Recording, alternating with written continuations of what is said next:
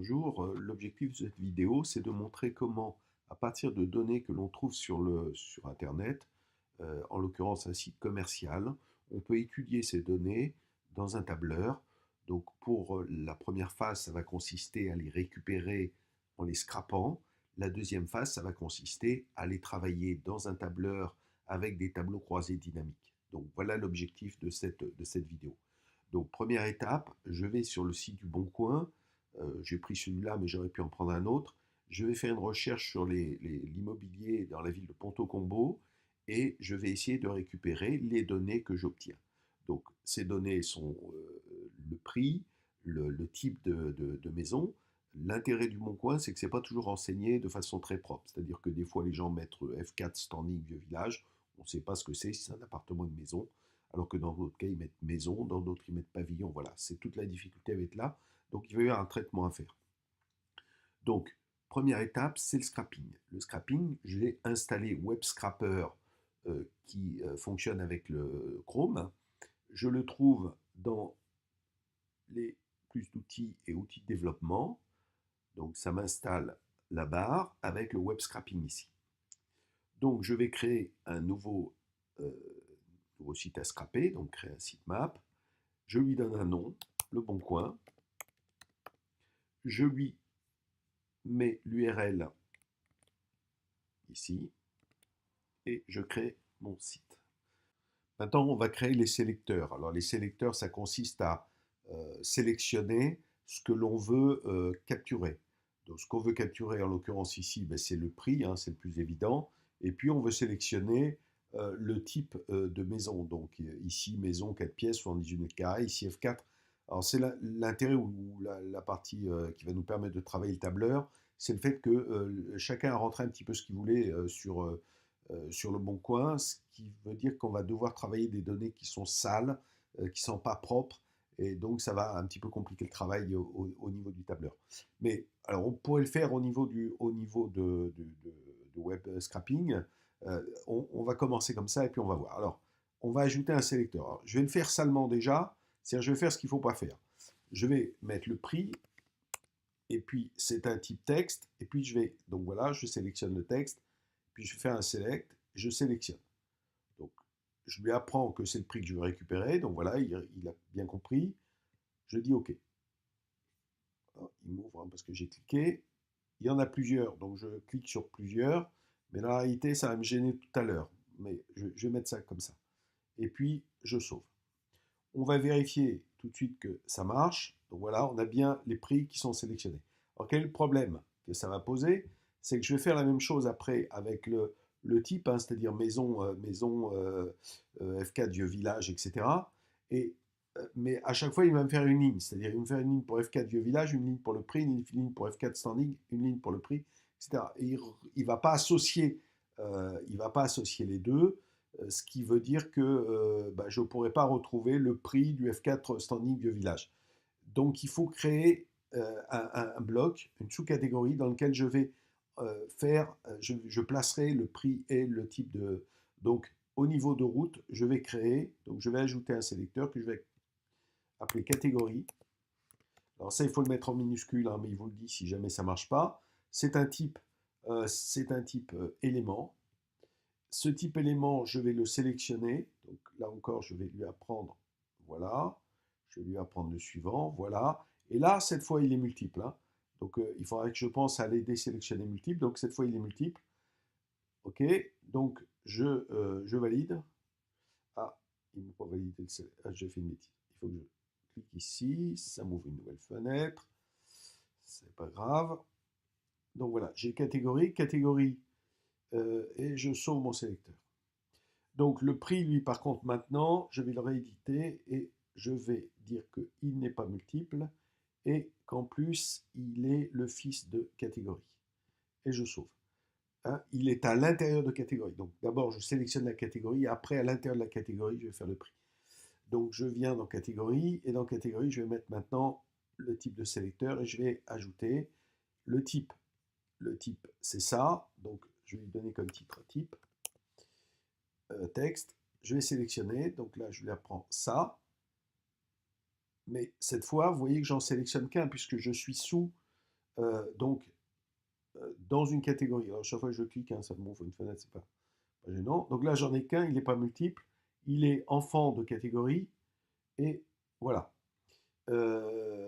Donc j'ai bien pris, alors pour voir mon schéma, sélecteur graphe, donc j'ai route, j'ai la catégorie, et à l'intérieur de la catégorie, j'ai le prix et j'ai le type.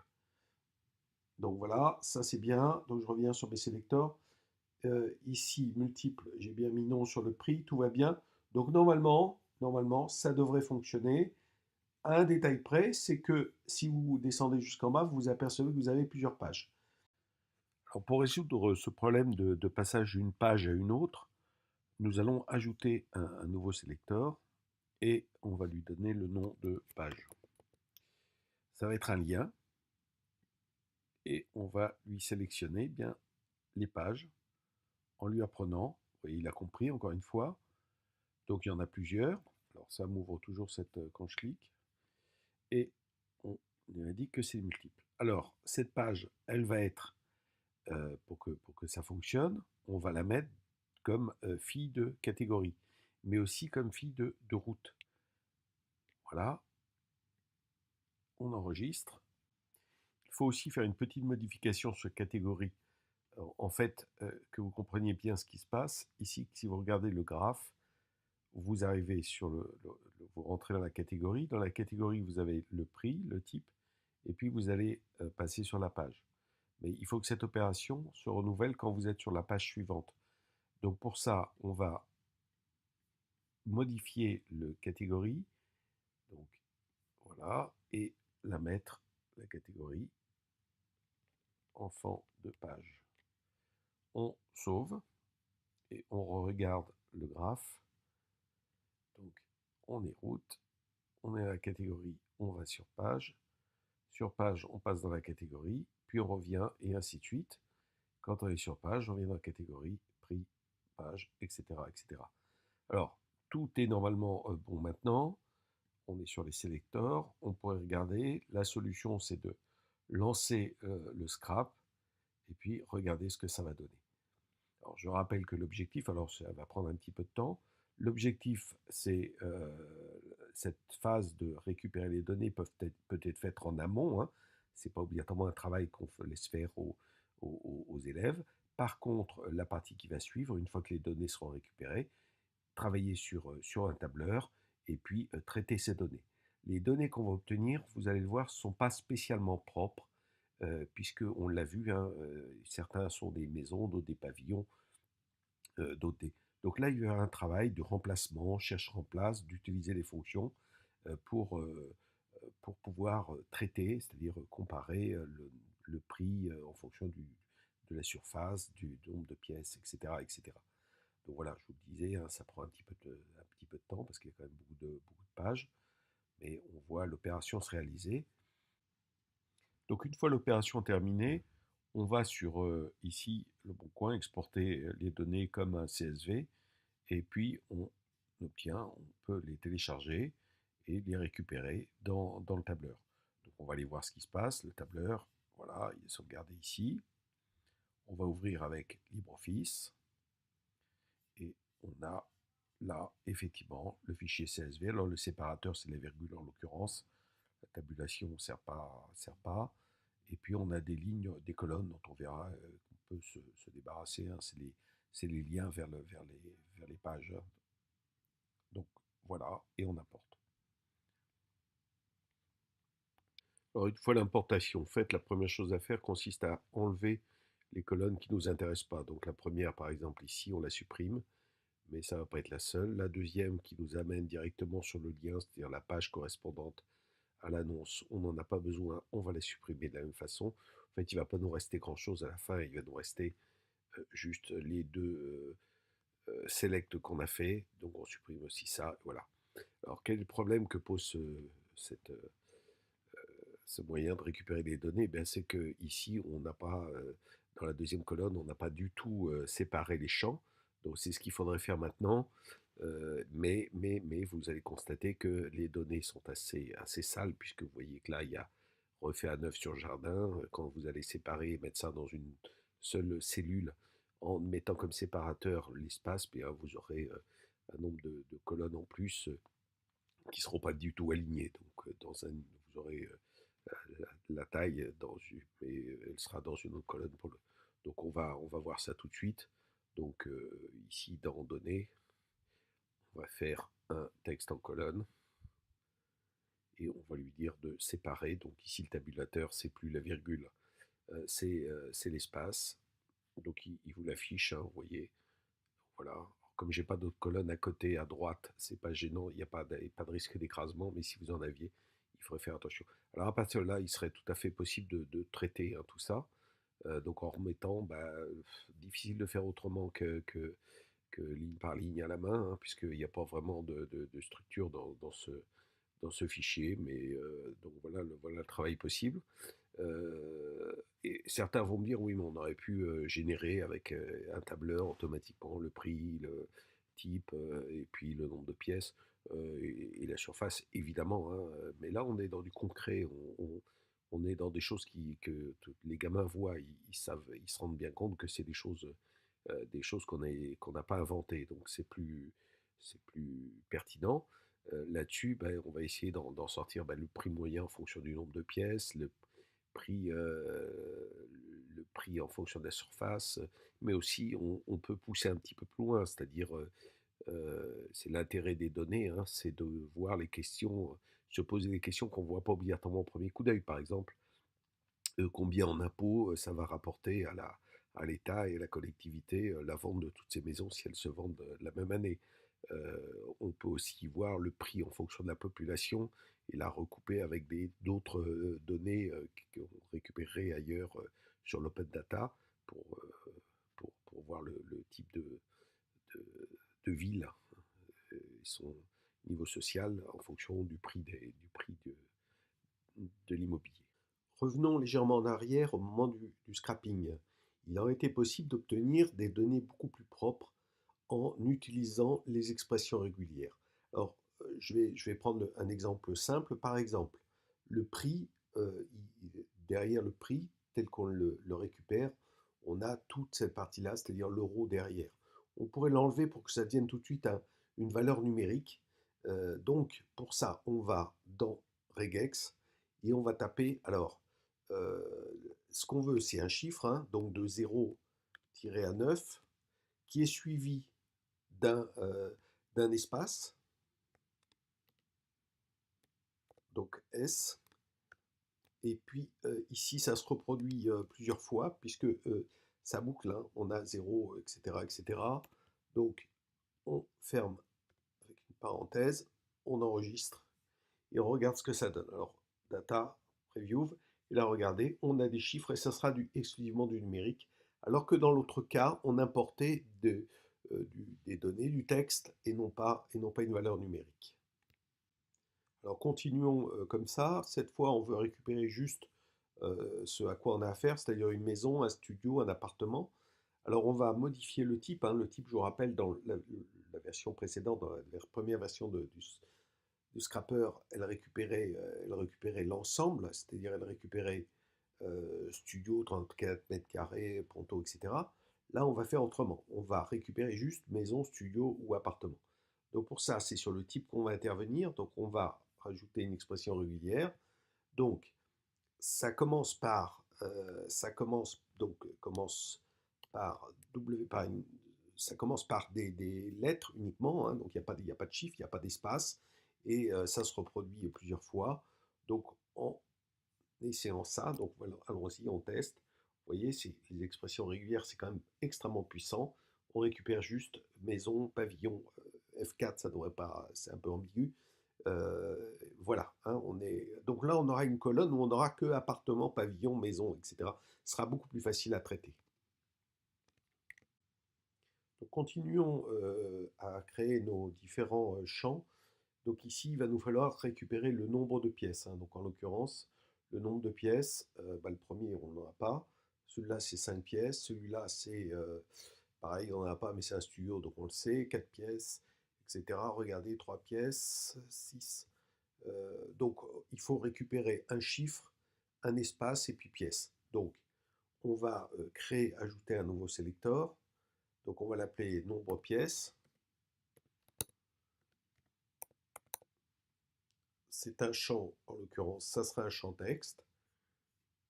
Il faut le récupérer sur le deuxième. On sélectionne. Donc en fait, ce qu'on sélectionne, c'est ça. Il n'est pas multiple, hein, si vous avez bien compris, ça ne change pas avec tout précédemment. Et c'est ici que ça joue, c'est la regex. Donc, on a dit que c'était un champ, ça commençait par un nombre, hein, donc on veut récupérer 5, suivi d'un espace, pipe S, suivi de pièces. Je ne mets pas le S parce qu'il y a des cas où il n'y a qu'une pièce, ils n'ont pas mis le S, ce qui est logique. Et puis je veux récupérer le cas où on a F quelque chose, hein, c'est plutôt là qu'il doit être, donc on va mettre pipe et F anti-slash petit d étant un nombre. Si tout va bien, ça devrait marcher. On va vérifier. Donc nombre de pièces, on voit, donc on a 5 pièces, on a 3 pièces, 8 pièces, F4, on a bien récupéré les F, 2 pièces, 5 pièces, tout va bien. Alors là, il y a une parenthèse derrière, ils ont mis parenthèse, petit s, parenthèse. Bon, c'est pas grave, on le traitera après directement dans le tableur. Donc la dernière chose qui nous intéresse, c'est de récupérer la taille de l'appartement. Donc même chose, hein, on va sélectionner, euh, ajouter un nouveau sélecteur, on va appeler ça taille. C'est un champ texte. On récupère tout ça, ce champ-là, il n'est pas multiple. Ok. Alors la regex, c'est quoi? C'est un nombre qui commence, c'est un nombre se répète, hein, donc attention qu'on ne récupère pas le 5, hein, il faut bien récupérer là en l'occurrence le 104. Regardez la différence, ici on a 140 mètres carrés mais c'est attaché, ici 104 il y a un espace. Donc espace, petit s, ça peut être étoile pour au cas où il n'existerait pas, et derrière on a un petit m. Je pense qu'un truc comme ça devrait marcher. Donc on sauvegarde et on regarde la taille. Alors la taille, voilà, qu'est-ce que ça donne? 140, on a le M, on n'a pas le carré, et c'est pas gênant, on réglera le problème avec le tableur. Donc on a scrappé, une fois scrappé, on a exporté en CSV. Je l'ai fait avant parce que ça prend un petit peu de temps. Donc on va maintenant l'importer dans notre tableur préféré, c'est-à-dire LibreOffice. Il constate que c'est un fichier CSV, donc il nous propose le séparateur pour l'importation, une Unicode aussi en UTF, UTC classique. Là, il n'y a pas de tabulation, en fait, il y a juste la virgule, bon, enfin, ça ne gêne pas, ça ne pose pas de problème. Donc on voit bien qu'on a tous les champs bien séparés, le nombre de pièces, etc. Donc on importe, et on a maintenant ce fichier. Alors là, on va tout de suite se débarrasser des colonnes qui ne nous intéressent pas, elles font référence, c'est propre ça c'est la page, c'est les liens vers la page, donc bon voilà, c'est propre au scrapper, ça n'a pas d'importance pour nous. Donc on se retrouve maintenant avec un fichier beaucoup plus propre que quand on l'avait fait tout à l'heure, avec le nom, enfin le type, le prix, le nombre de pièces, juste un petit nettoyage, hein, le mot pièce ici ça n'a plus d'intérêt, donc on va l'enlever, plusieurs façons pour traiter le problème. Mais bien sûr, on a le même fichier que tout à l'heure lorsqu'on ne l'avait pas fait avec les regex, sauf que ce coup-là, c'est bien aligné, le traitement sera beaucoup plus simple. Donc pour commencer à arranger maintenant ce fichier, très rapidement, il y a plusieurs façons, un cherche-remplace, et on cherche le M, on le remplace par le vide. On peut aussi utiliser cette petite astuce, texte en colonne, voilà, ça va, le séparateur c'est l'espace, ça nous sépare ça. On se retrouve, alors voilà, il faudra prendre des décisions quant au calcul, quand on va faire les calculs, de savoir ce qu'on fait avec le nul. Est-ce qu'on le traite, voilà, il y a un petit souci à traiter ici, et puis je supprime la colonne, et le tour est joué. J'ai bien que les chiffres, alors attention, il y a des cas où c'était collé, donc ici 50, donc on supprime le M, voilà, c'est des petits traitements à finir à la main, mais on aurait pu encore une fois trouver une solution autre, mais là il y en a trop peu pour que ce soit rentable de le faire autrement. Donc cette fois le fichier est propre, hein, j'ai éliminé les lignes incomplètes, là où il y avait nul sur le nombre de pièces ou zéro pièce, enfin bon, voilà, ce qui me donne un fichier tout à fait exploitable maintenant. Alors qu'est-ce qu'on peut sortir comme information de ce type de fichier? Bien, le prix moyen, évidemment, en fonction des maisons, en fonction des appartements, le nombre de pièces moyen, la taille à taille moyenne. Donc voilà, on va pouvoir réaliser un certain nombre de calculs. Donc c'est ce qu'on va faire avec un tableau croisé dynamique qu'on va créer. Donc la sélection active. Et puis on va placer les champs en ligne, les champs, etc. Donc on voudrait avoir en ligne le nombre de pièces. Alors là, il me fait un affichage noir. Le nombre de pièces, on l'a ici. Donc ici, le prix, on va le mettre dans le champ de données. Un petit problème. La taille de l'appartement, on fera une taille moyenne. Donc là, c'est une somme, hein, ça ne nous intéresse vraiment pas la somme.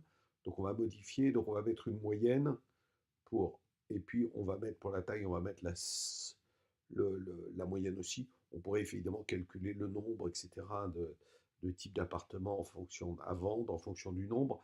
Je vous montre juste un exemple, hein, c'est pas. Et puis donc le nombre de pièces est là et le type, évidemment. Le type, il vient ici et on dit OK. Alors il nous crée une nouvelle feuille qui n'est pas obligatoirement tout ce qu'il y a de plus joli à cause des arrondis, ce qu'on va faire. Donc on va mettre un format de cellule, s'il veut bien s'afficher, voilà. Alors, on n'a pas besoin de mettre 50 zéros après la virgule. Et puis eh bien là, on voit que le nombre de pièces, alors on a une possibilité de filtre, hein, on peut s'intéresser aux une pièce, aux deux pièces, etc. en sélectionnant ici au niveau du filtre. Pareil avec le type, hein. Donc on s'aperçoit que ben, un appartement d'une pièce, le prix moyen, il est de 129 834.